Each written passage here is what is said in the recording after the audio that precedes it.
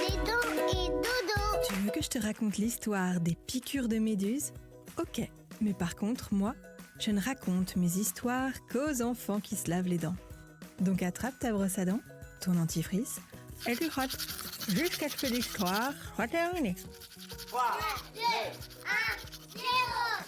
J'ai une devinette pour toi. Quel est l'animal dont le corps se compose d'une ombrelle, de tentacules et de filaments, qui est constitué d'une substance gélatineuse et dont il existe plus de 1500 espèces ?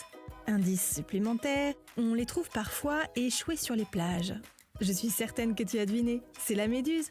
C'est très joli à regarder nager dans les aquariums, les méduses. On dirait qu'elles volent ou qu'elles dansent, mais c'est moins agréable quand on les rencontre dans la mer. Parce que ça aussi, je suis sûre que tu le sais, les méduses, ça pique. Ce n'est pas qu'elles détestent particulièrement les baigneurs et les baigneuses, mais elles sont faites comme ça, les méduses. Leurs filaments sont recouverts de venin, et comme elles n'ont pas de carapace, leur venin, c'est leur seule protection. D'ailleurs, c'est aussi grâce à leur venin qu'elles se nourrissent, car les méduses sont carnivores. En laissant traîner leurs longs tentacules venimeux, dès qu'un poisson les touche, hop, c'est le piège. De minuscules harpons lui injectent du poison, le poisson est paralysé et la méduse peut le manger. Donc, si elle nous pique, c'est totalement involontaire de sa part. Mais qu'est-ce qu'il faut faire dans ce genre de situation ? Je vais te dire ça dans un instant.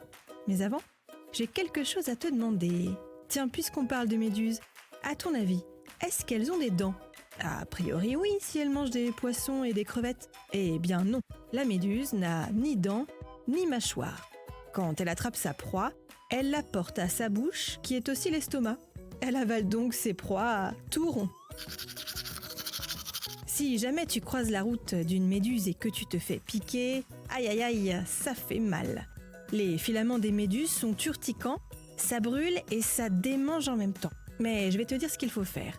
D'abord, il faut rincer abondamment avec de l'eau de mer. Et surtout pas de l'eau du robinet, ça ferait encore plus mal. C'est encore mieux si l'eau de mer est chaude, ça soulage la douleur. Ensuite, il faut enlever les filaments collés à la peau. Et c'est très simple, il suffit de mettre du sable chaud sur la piqûre, puis de gratter doucement avec un carton rigide, comme une carte postale ou une carte bancaire. On peut aussi utiliser une pince à épiler et on rince encore à l'eau de mer.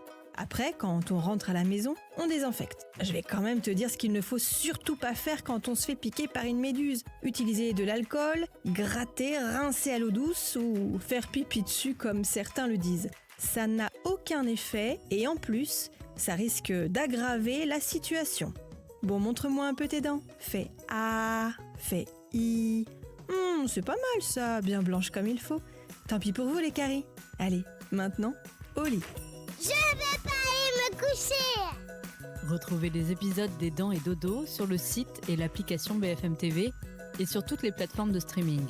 Si cet épisode vous a plu, n'hésitez pas à lui donner une note, à vous abonner à la playlist et surtout à en parler autour de vous. C'est un podcast BFM TV.